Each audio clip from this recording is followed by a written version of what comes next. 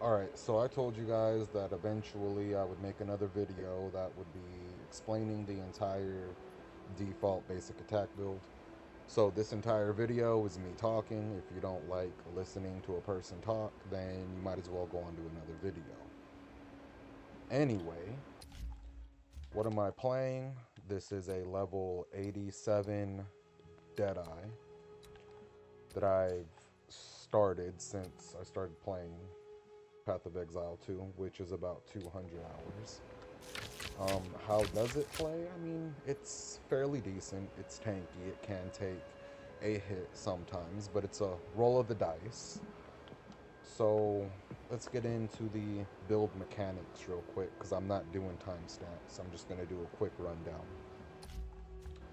So what are we doing with this, little default basic attack build? Well, we're stacking two type of elements, and that is cold damage and lightning damage. So I'm putting cold damage and lightning damage on the bow. I have cold damage and lightning damage on the gloves. I have cold damage and lightning damage on the quiver. And then everywhere that I can get flat cold damage and lightning damage, I will get it. So the tiers can all be better. They could all be R10, but we're simply stacking cold damage and lightning damage. Why are we stacking cold damage and lightning damage? Because lightning resist mobs exist. Cold resist mobs exist. So when you're running around and you come across a lightning resist mob, you have your cold damage to deal with it. When you come across a lightning resist mob or a cold resist mob, you have your lightning damage to deal with it. And we're also going non-crit in the passive tree. We're specking down into lightning rod, which allows your lightning damage to roll twice and it will pick the highest outcome and deal that damage instead. So we're not going crit, and why are we not going crit? Because crit mobs exist. If you've played the game for long enough, you will come to realize that if you're going full crit and you come across a mob that's crit resistant, it just feels like your entire build got bricked off of one mob and it feels terrible. If you're stacking nothing but lightning damage and you come across a lightning resistant mob, it just feels terrible. So now that you know what I'm doing, strictly stacking cold damage and lightning damage, not going crit, just make clear easier. What type of scaling for my damage did I do? Well, in Path of Exile, you can scale up to 100% increases of damage before it starts diminishing. And it will start to diminish by half every 100%. Therefore, if you get on your passive tree 100% increased damage, you will get the full 100%. Now, if you get another 100% equaling 200%, you technically only get 150% of that damage. If you scale another 100% to that 200%, you're now only getting 175%. So it will start to diminish pretty quickly. So what I had to do was just get my 100% increases to damage out of the way. I did this by specking into Maiming Strike, and then all of the allocated nodes up to it along with the move speed. And then I came over here and I spec'd into Blinding Strike, which is like another 50. And that's 100% just off of these two nodes. But down here in the Falcon Dive, you also get the increased accuracy plus the increased attack damage, which will make up for the little 8% lost or 2% lost from the 8%. So within these three nodes, I already have my 100% out of the way, and I needed to find another way to scale my damage. So what better way than to start going with penetration? So I spec'd into all the cold penetration nodes, all the lightning penetration nodes, Storm Surge, I got Stormwell, I have Snowpiercer, I also spec'd into, um, what's this one called? the surging currents, and then even down here, since I was already specking into lightning rod, I do have more lightning penetration than cold penetration, but I also spec into flash storm. So even after I started picking up all the penetration nodes, I needed yet another way to try to scale my damage. So of course, why not accuracy and attack speed? Because, attack speed is also a more multiplier, because I already have my 100%. Everything past that's going to be diminishing. So why not start, getting the dexterity nodes, since I'm going to need dexterity to wear my gear anyway. So attack speed comes from Falcon Technique, and then also within accuracy down here is another way to continue to try to scale my damage. There's a node up here that is called Unbound Forces, which will increase the magnitude of the elements that you inflict, which increasing the magnitude is another way to scale your damage.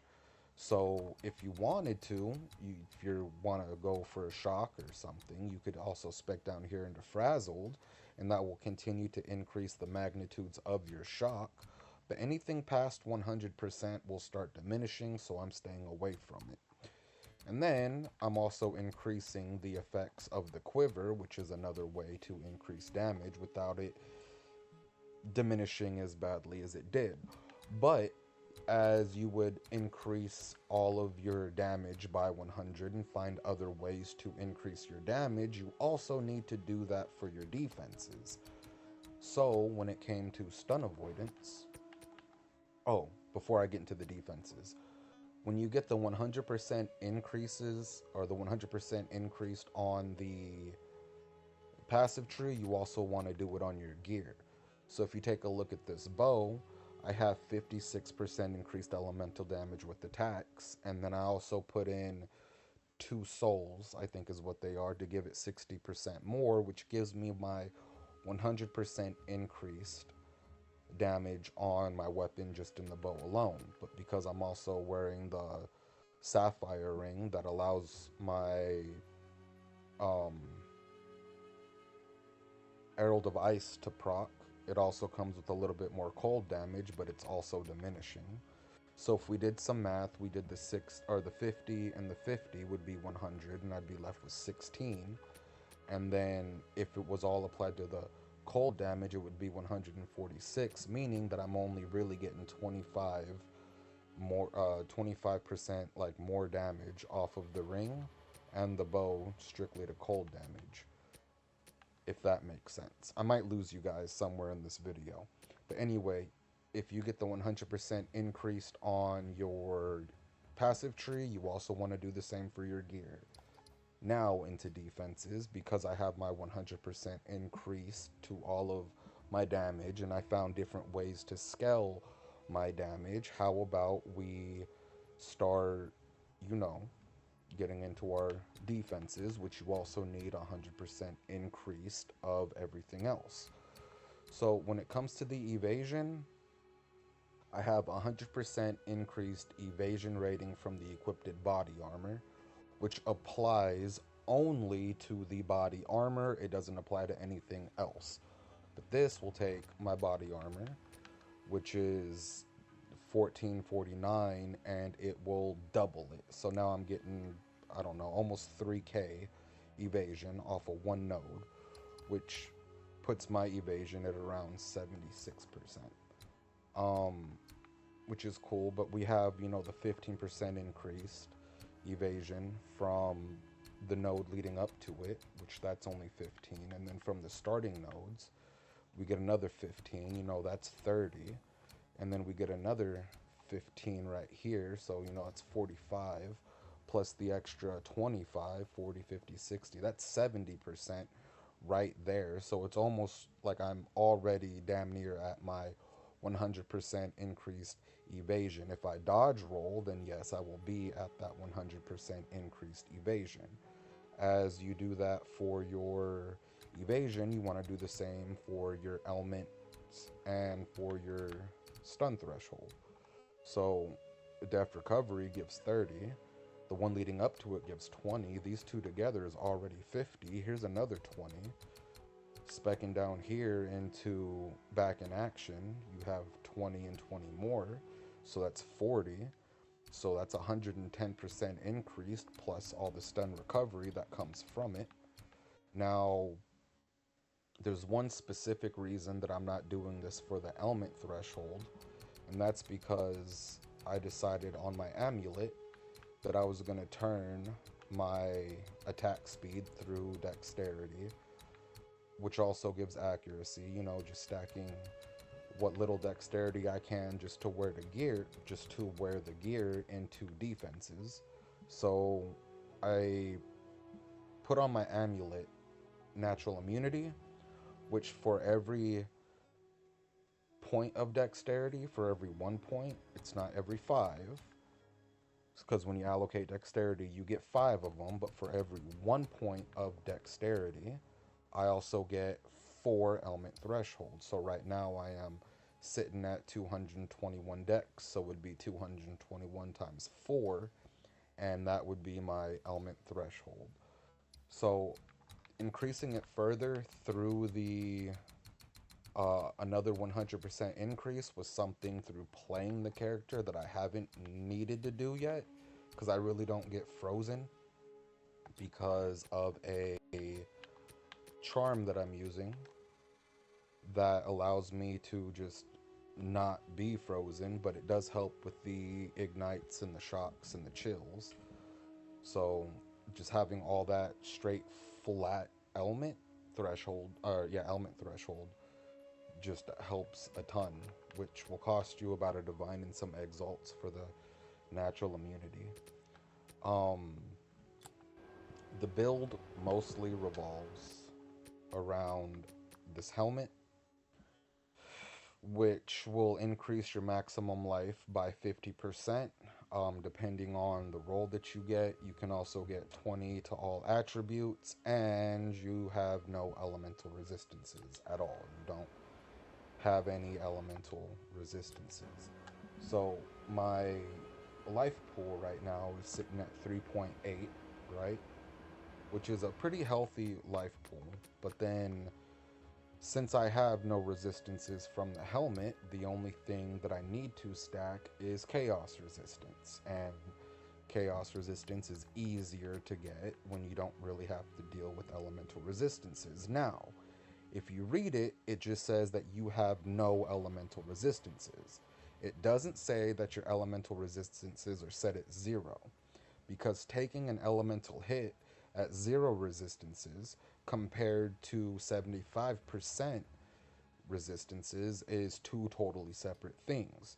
Taking a hit at negative 30 resistances compared to taking a hit at 0 resistances is totally different things. With this helmet, you just don't have any resistances at all. And when I looked at it and I saw it, I was just like, cool, I just don't have to deal with resistances anymore. Awesome. So I grabbed the helmet and I've been playing it, and it's awesome. It is freaking awesome just not having to deal with resistances and being able to stack more life, which is something else that I got on gear, was the highest rolls of life that I can get, where I can get it at, is completely awesome. I also get to spec into stun threshold, just flat stun threshold on the gear, which was pretty awesome too. So the build pretty much revolves around the helmet, and then the ring is what's going to proc your Aerial Device. But yes, get the helmet. When I bought this, it was a couple exalts. I don't know if the price is going to go up, but just not having to deal with resistances at all is fucking awesome. The ring is what procs my Aerial Device, and the ring does say that enemies chilled by your hits can be shattered as though frozen, which Herald of Ice, which is right here,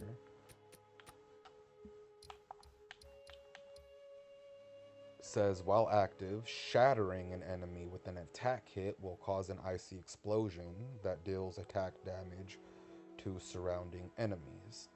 Now, the cool thing about the shatter is that there's no corpses whenever you shatter an enemy. So You don't have to deal with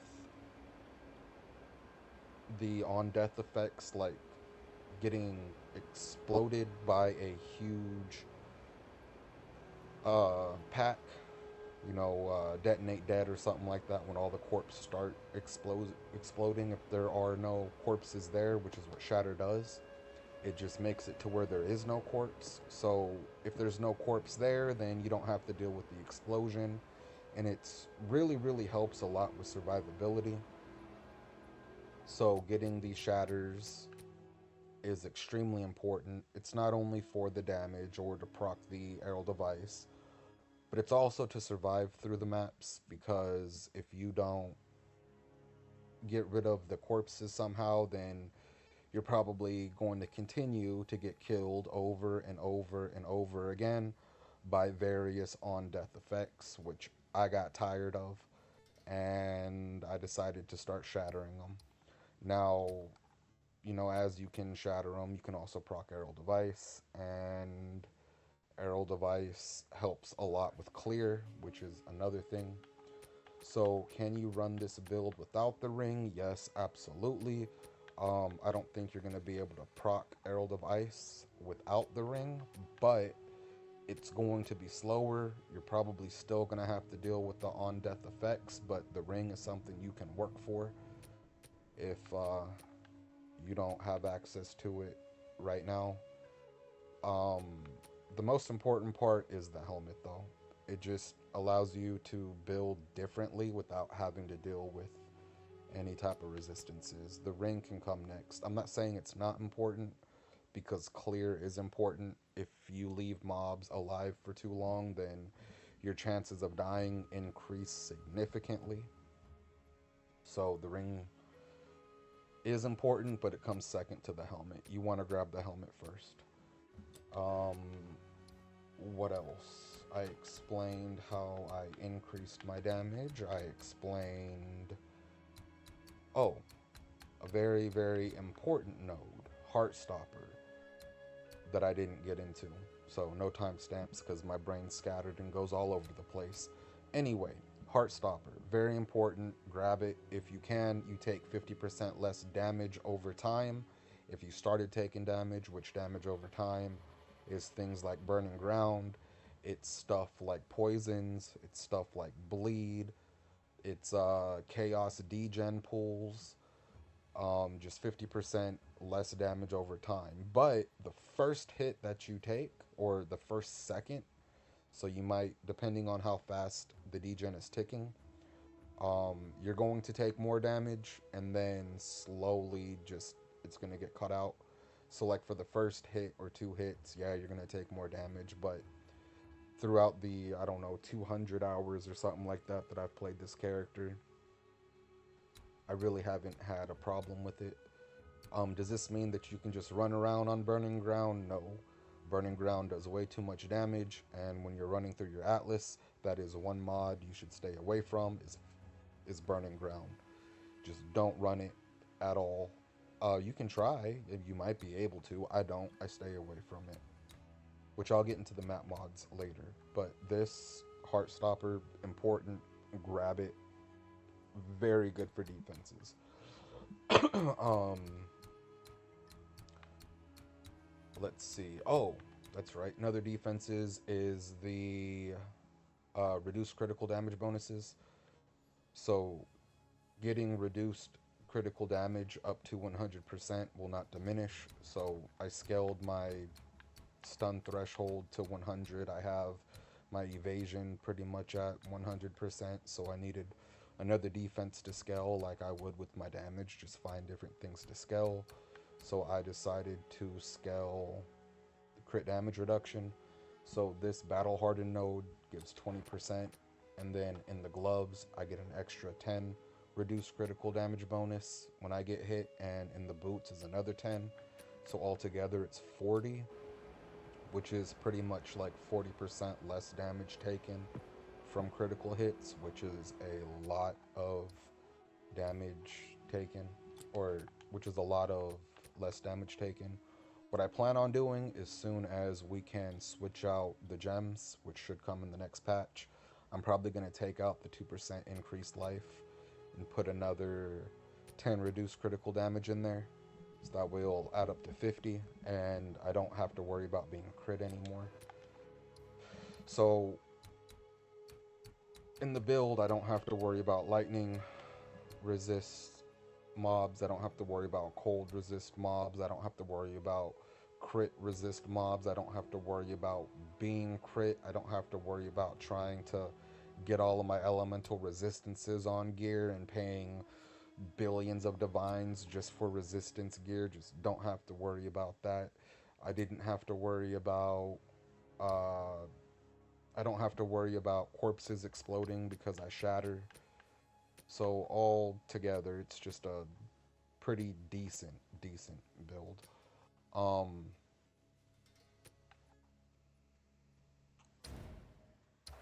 Let me get into my skill gems. So, like I said before, it's the default attack, the basic attack. Um, I have it at a level 24, which I'm getting plus levels on my amulet. And since I didn't have to worry about resistances, I don't stack energy shield, I don't do any of that.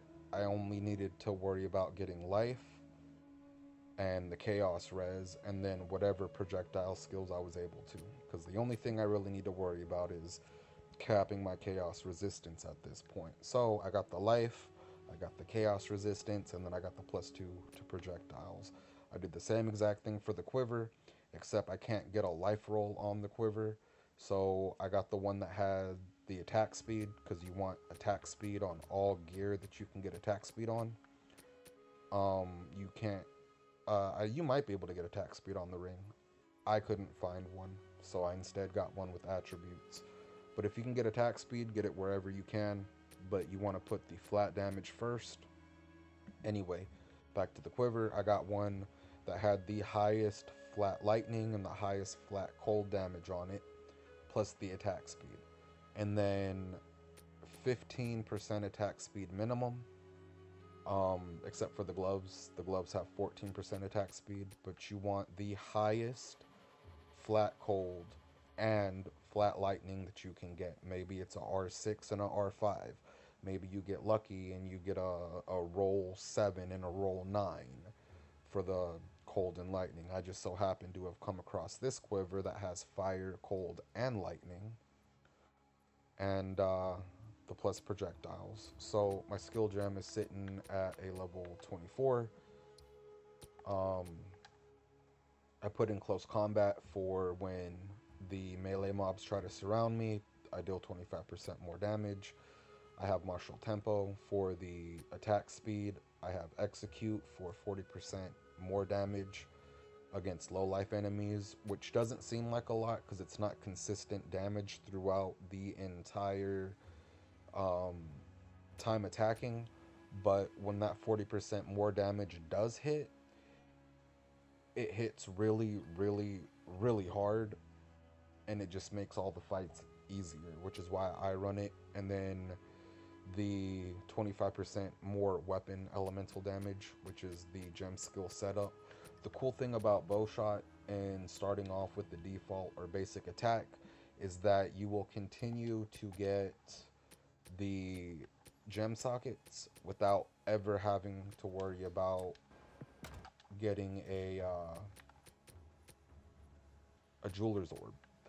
You will instead get the jewel sockets through leveling. So the higher your level, the more jewel sockets you get. I'm pretty sure that you don't get the 6th socket until level 90, which means that I have 3 more levels to go before I'm able to get my 6 sockets. But it's just something else you don't have to worry about. You just have to sit back and level the character, and all of these gem sockets will come with it. So while I was running around thinking about, okay, you know, I have the I don't really have to worry about much on the gear. I didn't have to worry about much in the passive tree, you know, so not having to worry about, oh, well, I need a perfect jeweler's orbs, and I'm never going to get the currency for perfect jeweler's orbs, or, I can't seem to get a greater jeweler's orb to drop, and all the rarity type of stuff was just something I wasn't willing to worry about. And I also got real annoyed by my character continuing to tell me that she didn't have enough mana. And I heard that too many times to the point to where I just got annoyed and said, you know what? How about we make something to where you don't need to use mana? So you don't have to worry about mana problems because, bow shot, it comes with absolutely no mana involved at all. It's great. To get the 6 link though, you do have to level up to 90. So the more you level, the more gems that you get. Maybe you're starting off at a 60 and you only have 3 of them. If you're able to figure something out, then you'll end up getting the 5th one. What I would recommend is using martial tempo, using the primal armaments, and then execute. Those would be the 3 that I would use if you only have access to 3 until you get the 4th one, and then add in close combat. I still needed something for single target, and I was running out of more gems to use, so I thought Rain of Arrows, why not? So I popped in Rain of Arrows. I did get lucky enough to get a Greater's Jeweler's Orb. For the longest time, I was running around using the Lesser Jeweler's Orb, but I did get a Greater's Jeweler's Orb. And what I ended up getting put into it was momentum. So if you move far enough while you're, just basic attacking and you're running around in a circle, you're going to move 2 meters anyway to fire off 1 rain of arrows. It has a duration on it. If you try to fire off more than 1 rain of arrows, it will just end the first duration and start a brand new duration. So when you're using this skill, you're going to want to wait for the entire duration of the rain of arrows to go away before you decide to attack again, because they do not stack on top of each other. You only get 1 instance, and if you attack again, then the instance just restarts. They don't stack. So you could move around, dodge while the instance is going, and you'll get 40% more damage using momentum.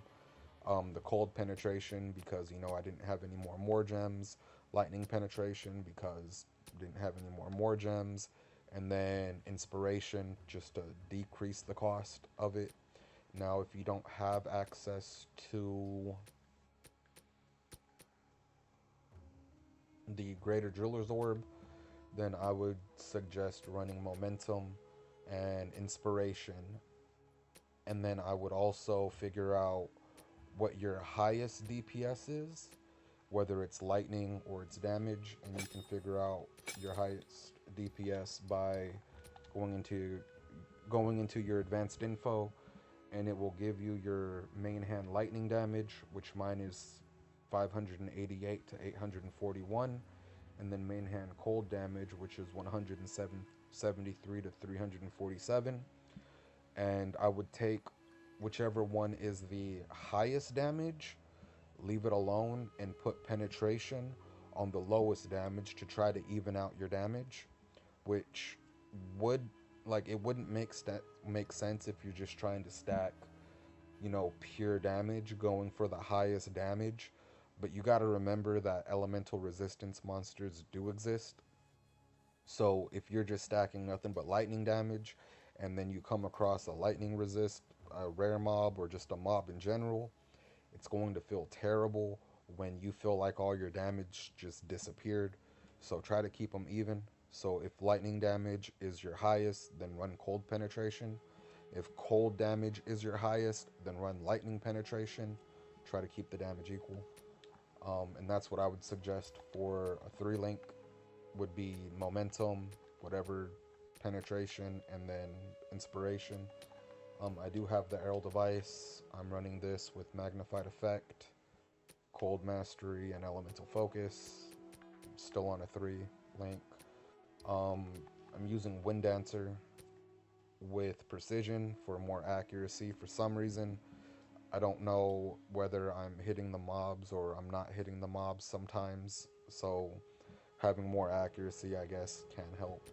And then I'm using Overwhelming Presence Overwhelming Presence just reduces the elemental element threshold on enemies, allowing you to shatter more.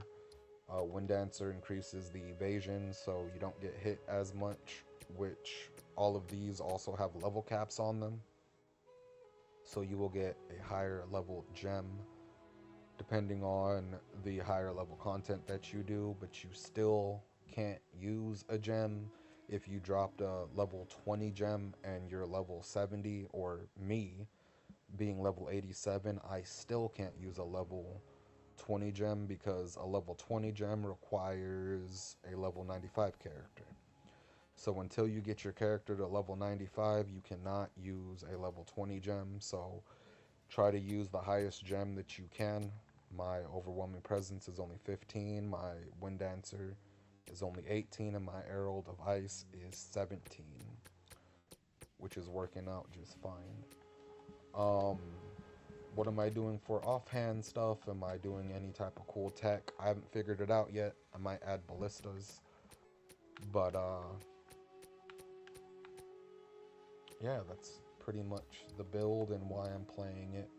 Maybe I should get into the bow and how you get it. So on the bow, you want the highest cold and lightning damage, the flat cold and lightning damage that you can get, but you want the base to be a dual string bow because you get an extra projectile.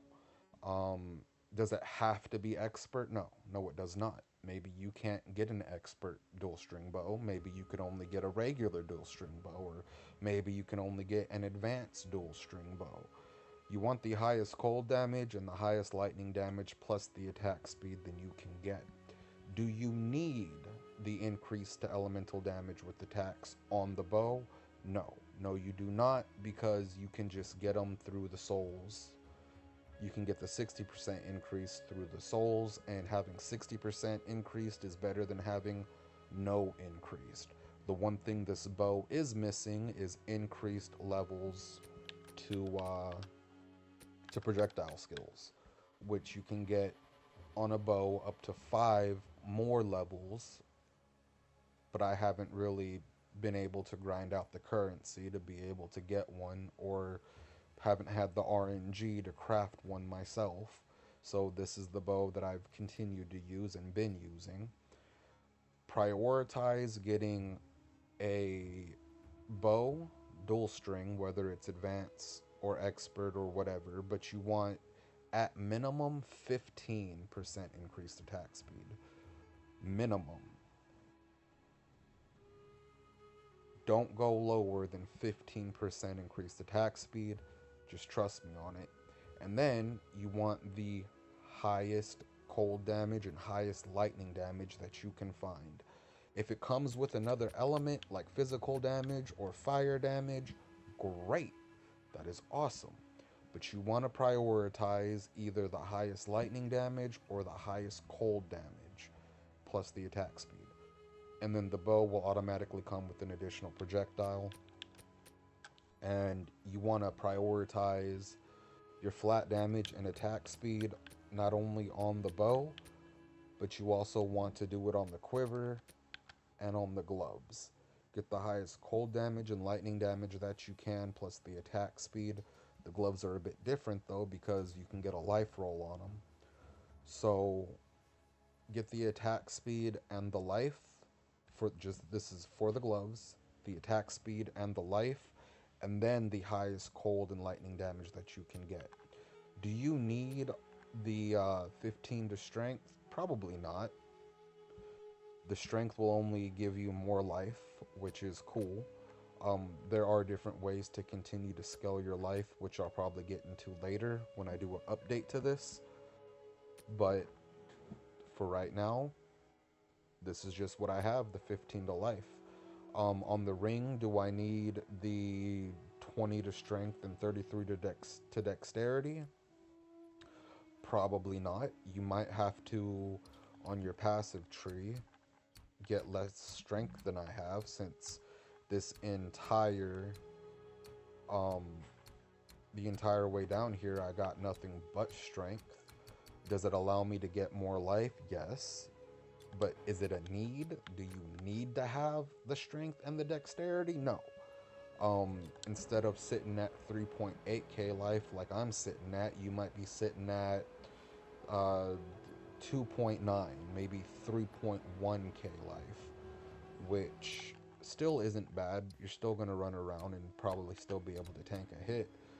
Um, but that's really not that important.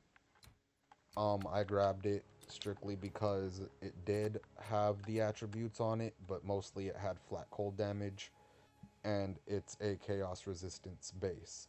Do I need the elemental resistances? No, because I don't have resistances. What am I going to do with any type of elemental resistances when I don't have resistances anyway? So, yeah, prioritize the cold or the life and the flat damage for the ring also. Um, on the belt, armor. Oh, that's another thing about this build. Get the highest evasion that you can get on the armor and make everything else armor. Get armor gloves, get armor boots, you have armor on the helmet, and also get armor, as much armor and as much life as you possibly can on the belt.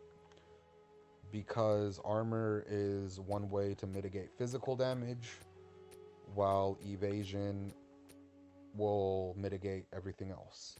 Since we don't have to worry about any type of elemental damage, since we don't have elemental resistances, we need to mitigate damage elsewhere. So my character right now is sitting at a 16% mitigation and 76 evasion, which comes out to be a whole lot tankier than what anyone would try to convince you of. Just try it out. And then stun threshold. If you can get stun threshold on your belt and stun threshold on your armor, that would be great because that will also be increased through the tree. Um, but yeah, you want armor on the belt, you want the attack speed and life on the gloves, you want 30% movement speed or higher on your boots. Do not go lower than 25. Don't get a pair of 10% movement speed or a pair of 5% movement speed boots. Minimum 25 movement speed on the boots, and then of course life, and then evasion and armor or whatever. The boots and the ring and the amulet is, oh, and the armor is how I'm capping my chaos resistance. Maybe you can get chaos resistance on your gloves, maybe you can get chaos resistance on your belt, and then be able to get different mods that would help your build and your play style better. That's just how I'm doing it for mine to cap my chaos resistance. Anyway, yeah, stun threshold and armor and stuff on your belt is extremely important. uh Fuck, I've been rambling on, but yeah, that's actually about it. You don't have to worry about elemental resistances, you don't have to worry about mana, you can just sit here and attack. You don't have to worry about being critically hit because you have all that crit reduction stuff.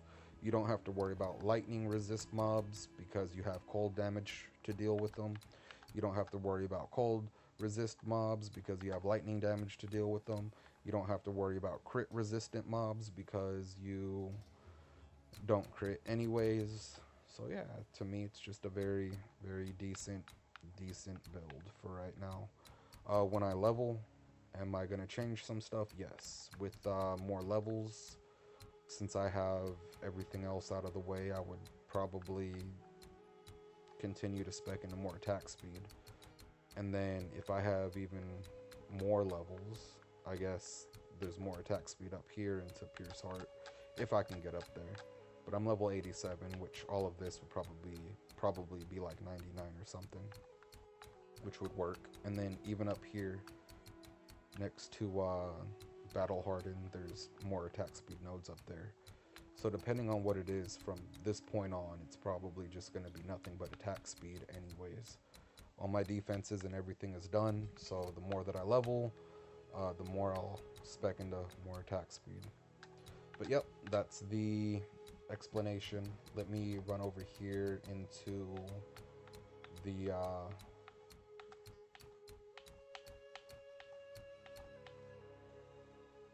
the Ascendancy real quick.